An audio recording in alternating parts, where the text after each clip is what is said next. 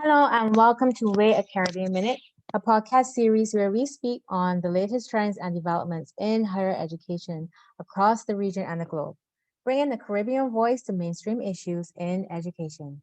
Way a Caribbean Minute is brought to you by Study Caribbean, a brand for Caribbean edutourism powered by the Student Center, your official guide to higher education.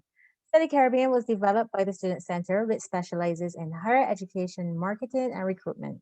The Student Center, located in Barbados, works across the region and internationally with students, educators, and institutions seeking to conduct edu-tourism related business. To learn more about Study Caribbean and the Student Center, visit www.studycaribbean.com and www.thestudentcenter.net. I'm your host, Sheena Aline from the Student Center, taking you through each episode, giving you, the listener, a Caribbean view. First up, we have the Caribbean Rundown, where we look at the latest developments, trends, and insight in higher education, followed by the Caribbean Take, where we provide a Caribbean perspective on current affairs in the industry and also giving a global perspective to regional matters. We wrap up with the question of the segment, where we spotlight a burning issue in education, where a Caribbean Minute provides a platform to facilitate continuous learning and sharing. In this first episode, we're going to take a look at the impact of COVID-19 on examination bodies across the globe, where we take a look at the impact on the administration of school leaving exams and the effect on students when it comes to access and performance. Well, let's get started. First up is the Caribbean Rundown. In the Caribbean Rundown, we look at what's trending across the region in higher education. While the Caribbean Examination Council, CXC, has been in the spotlight since the COVID-19 pandemic, the CARICOM examination body, which is headquartered in Barbados, maintained a media presence due to the challenges with the 2020 CSEC and CAPE exams. Some of the challenges were related with the reconfiguration of the 2020 exams during a highly transitory period, resulting in above average grade appeal requests from students across the region. Challenges continue to plague the Council in 2021. Students preparing to sit CSET and CAPE exams this year can expect their results to be released later than expected. This may be due to a 2-week delay in the commencement of exams across the region. In a statement published on May 27th, the Caribbean Examination Council announced that exams will now be held from June 28th until July 30th. CXC indicated that the 2-week delay would provide candidates with extra time to prepare for exams. As a result, results are expected to be released between the last week of September to the first week of October. There are concerns raised regarding the release date of grade results, given that the Council has indicated an end of September release for both CSET and CAPE. These concerns may be raised particularly among those students with conditional offers to commence studies in August or September of this year, as well as those seeking to apply to meet early admission deadlines for competitive programs and institutions for the 2021 to 2022 admission cycle. We will continue to monitor the situation with CXC. For more information on CXC, visit www.cxc.org. It's now time for the Caribbean Take. In the Caribbean Take, we take a look at current affairs in education, keeping on the same theme of school leaving examinations. We look at how other examination bodies are working with educators and students to facilitate the progression to college and university in a COVID-19 environment. The 2020 UNESCO study stated that 58 out of 84 surveyed countries has postponed or rescheduled exams. 23 introduced alternative methods such as online or home-based testing. 22 maintain exams, while 11 countries cancel exams altogether. Some of the common challenges highlighted in that report were fairness and the feasibility of alternative assessments. The report also stated that there was a distinct trend towards online testing. Now, let's take a closer look at the administration of school leaving exams across different countries and regions. In the United States, the College Board, which administers SAT exams, which are taken by persons seeking admissions to undergraduate degree programs in the US, there would have been a high level of cancellations of exams during the height of the pandemic in 2020. Additionally, many colleges across the US opted to implement a test optional policy where students will not be required to submit SAT or even ACT test scores when applying for admission. In a US news article, Robert Schaefer from Fairtest stated that prior to the pandemic, there were 1,070 test optional schools, but this figure rose during the COVID-19 pandemic in 2020, where we now have 1,686 institutions going test optional, with 68 of those being test blank for fall 2021. Therefore, admissions was based on a wide range of components, which included classwork, high school curriculum, letters of recommendation, extracurricular activities, and admissions interviews. Some of the popular US institutions among Caribbean students were the University of California system, which is made up of 10 campuses, which includes the infamous University of California, Berkeley, and Los Angeles, known as UCLA. According to the US News, this decision by the University of California was supported by a court ruling which prevented schools from considering ACT or SAT scores during the admission cycle for fall 2021. This decision was partly based on the limited access to such exams among students. While there was an upward trend in test optional policies, there were still some institutions that remained test mandatory despite the pandemic. For example, public schools in Florida, another popular option among Caribbean students, did not institute a test optional policy. Therefore, students were still required to submit ACT or SAT scores. Now, moving along over to the UK, when it comes to Cambridge International Examinations, the world's largest provider of international education programs and qualifications to students between the ages of 5 to 19 years old, for the 2021 exam period, a two-pronged approach has been implemented for persons preparing to take GCSEs, AS levels, and A-level exams. Students taking Cambridge exams are expected to proceed to sit exams in June 2021. However, for students in countries where exams cannot take place, for example, UAE, alternative assessment measures are in place. This can allow students with the hopes of applying to college or university for the fall 2021 period to still have a chance of attending. It is important to note that Cambridge exams were not spared from backlash with their approach to the administering of exams during the pandemic. For example, during 2020, while the examination body would have canceled exams, there were issues regarding the algorithm used to assess student grades. Many students felt that the grades generated did not truly represent their performance and led to many student led protests. For the 2021 period, however, a broad range of evidence will be used to assess students' performance and will be based only on content covered.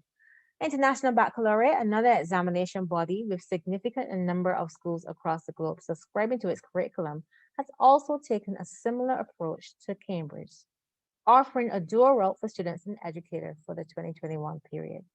From examination bodies with global reach to national and regional examination bodies, let's start with Brazil, where the COVID-19 pandemic has significantly challenged the health and education sectors due to the high rates of infections and death.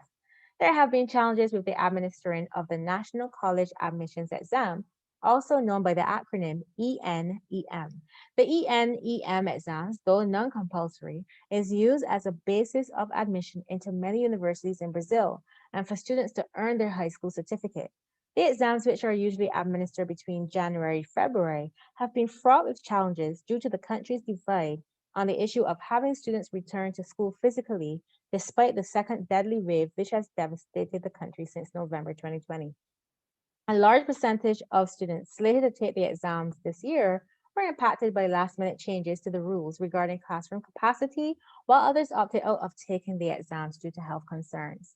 There are growing concerns regarding the increased level of inequality that the pandemic would have created when it comes to the ability of Brazilian students to take the ENEM. Over the Atlantic in West Africa, the West African Examination Council has also rescheduled their May-June exams for 2021. Students in Nigeria will be sitting exams between August 16th and September 30th of this year. These dates appear to also include other way-up countries such as Ghana and Sierra Leone. Similar to the issue with the Caribbean Examination Council, students in Nigeria and other way-taking countries will be faced with late release of exam results, which could negatively impact their ability to start their college or university studies, depending on where they will be pursuing them. While it appears that there has been some resolve among international examination bodies for students attending high schools, There is a stark difference observed among national and regional examination bodies. There is a growing concern that COVID-19 will create a divide when it comes to access to higher education, given the disparity among countries and regions across the world and how education is administered. This brings us to our next segment, which is the question of the segment.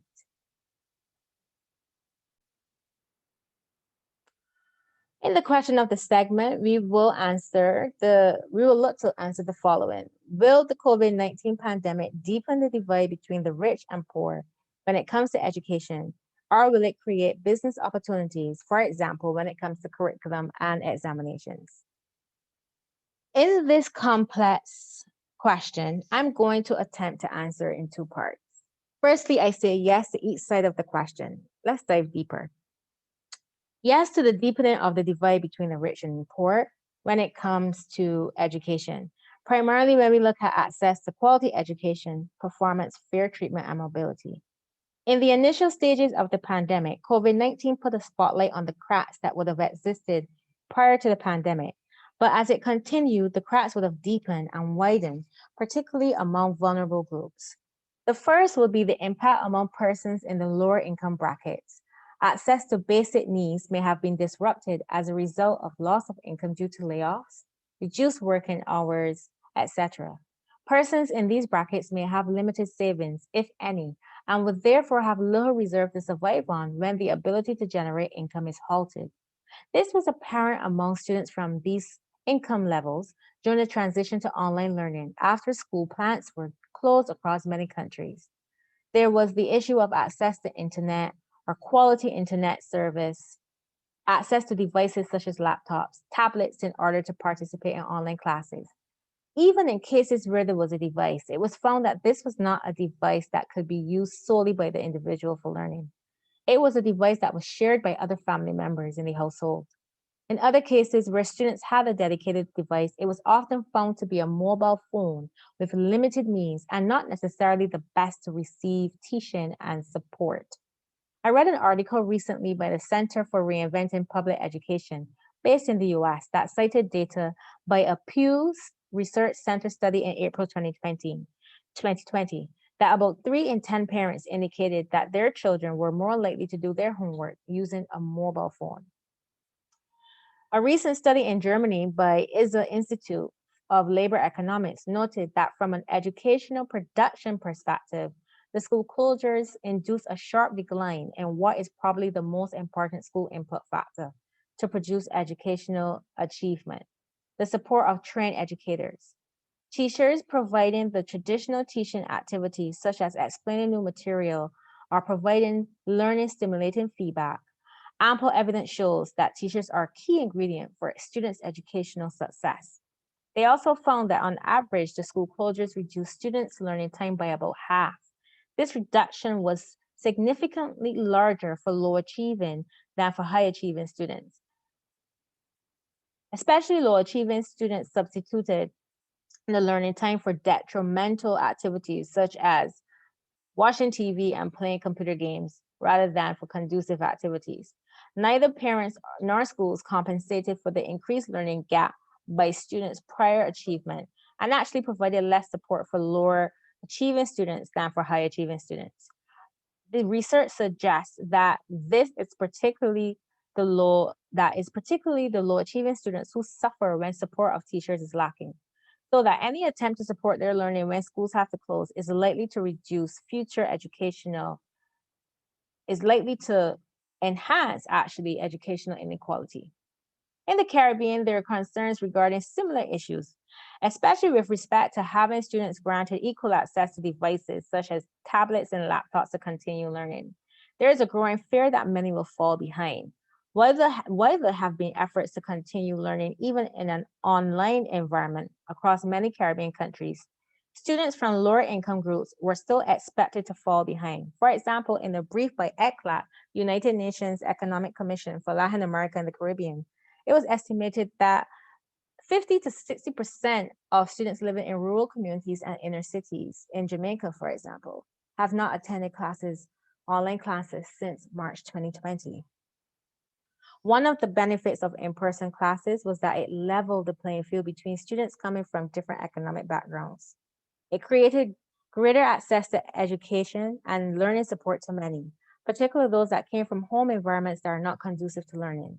COVID 19 made everyone stay put and remain in the house, and this shed light on the real living conditions of many persons living in our society. School was an escape and a safe place for a segment of the school population where they would have avoided a number of domestic issues and conflict in the household. In some of these cases, it didn't even matter the income level because some of these issues go beyond how rich or poor an individual is. The great digital divide, while an important issue, was eclipsed by some of the disparities in the living environments of many students. The inability to access a workable device is symptomatic of the absence of basic living essentials. These conditions existed before COVID and were exacerbated as a result of the pandemic.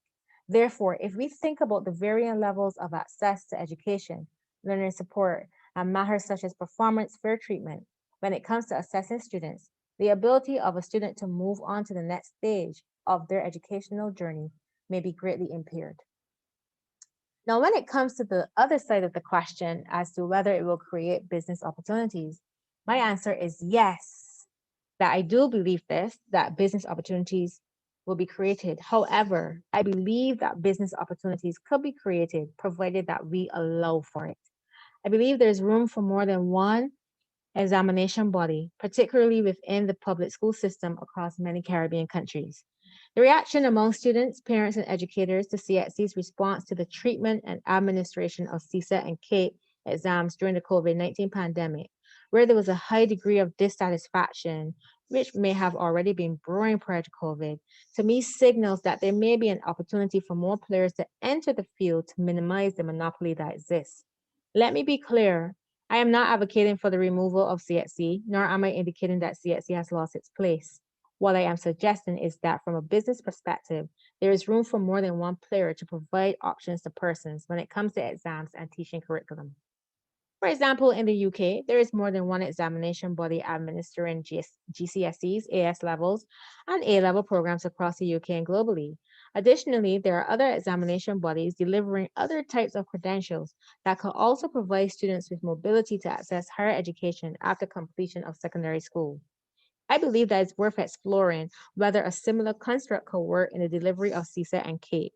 One of the principal reasons behind my proposition is about ensuring fairness, access, and quality. Having more than one entity can have a positive impact when it comes to these matters. There are certain checks and balances in place to ensure that there's a proper approach to the administration of exams that is fully reflective of the stakeholders. Additionally, it's recognized that these exams provide for the mobility of our students from one stage of education to another, and not always in their local jurisdiction. Our students use both CAPE and CSET as a basis to gain admission to study abroad at other higher education institutions. However, if we look at CXC's treatment and administration of the CSET and CAPE examinations for both 2020 and 2021, it is not apparent that the decisions acknowledge this. In a mobility brief prepared by the Student Center that assessed Caribbean student mobility over a 3 year period among students from select English speaking Eastern Caribbean countries, it is estimated that between 2018 and 2021, one in every six students will seek to gain admission in an institution outside of its home country. This number is expected to increase given the growing demand for international education. Therefore, CXC, who already refers to the recognition of its CAPE and CSET by educational entities outside of the Caribbean, should factor in student mobility beyond the region when making decisions on its exams. I see potential business opportunity in having multiple examination bodies subscribing to diverse curriculum in the delivering of possibly CSET and CAPE examinations, or even the administration of other qualifications that could allow student mobility by providing recognition. For example, right here in the Caribbean, we have TVET, an examination body dedicated to technical and vocational qualifications. But is there room for TVET to gain recognition by other higher education institutions to allow for the matriculation of its subscribers seeking to pursue higher education? Possibly food for thought. What is safe to say is that there is room for business.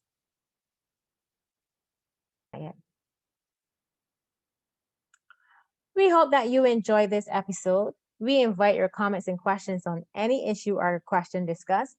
Kindly email any of your comments or questions to info@studycaribbean.com or media@thestudentcenter.net. Next episode, we explore Canada and take a look at why it is becoming the #1 international study destination of choice among Caribbean students. This has been Way a Caribbean Minute, a podcast series where we speak on the latest trends and developments in higher education across the region and the globe, bringing the Caribbean voice to mainstream issues in international education. Way a Caribbean Minute is brought to you by Study Caribbean, a brand for Caribbean edutourism powered by the Student Center, your official guide to higher education. Study Caribbean was developed by the Student Center, which specializes in higher education, marketing, and recruitment. The Student Center, located in Barbados, works across the region and internationally with students, educators, and institutions seeking to conduct edutourism related business. To learn more about Study Caribbean and the Student Center, visit www.studycaribbean.com and www.thestudentcenter.net. Study Caribbean, small footprint, big impact. Until next time.